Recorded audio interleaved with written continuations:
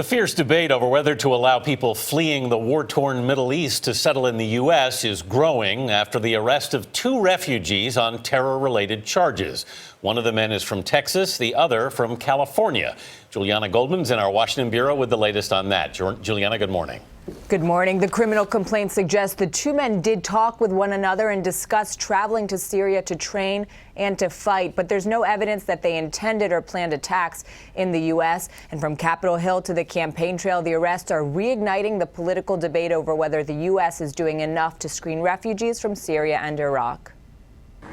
Omar al-Hardan was escorted into a Texas courtroom Friday, facing charges he attempted to provide material support to ISIS.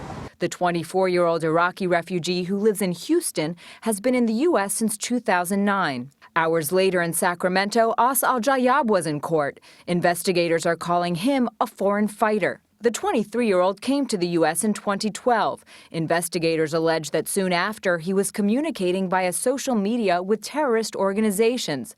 Al-Jayab traveled to Syria to fight with rebels opposing President Assad. In March and April of 2013, he messaged, "I am coming to Syria. I am eager to see blood."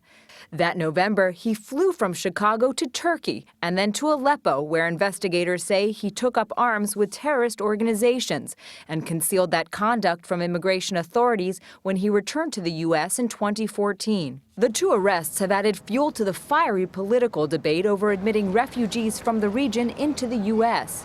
This is the kind of threat that keeps me up at night.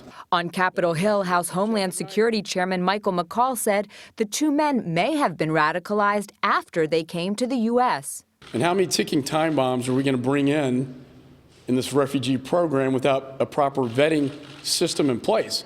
On the campaign trail, Republican presidential candidate Ted Cruz echoed those concerns. The Texas senator brought up the 2 arrests at stops across Iowa on Friday. President Obama is proposing bringing tens of thousands of Syrian refugees to America, even though the FBI says we cannot vet those refugees to determine whether or not they are ISIS terrorists. And Donald Trump, who has called for a ban on Muslims entering the country, also weighed in.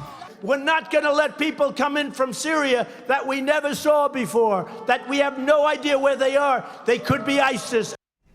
White House Press Secretary Josh Earnest said using a test based on religion or ethnicity to determine entry into the U.S. does not represent who we are as a country and is not going to keep us safe. Vanita, according to U.S. intelligence officials, more than 36,000 foreign fighters have traveled to Syria. 250 have come from the U.S. Julianna Goldman in Washington this morning. Thank you.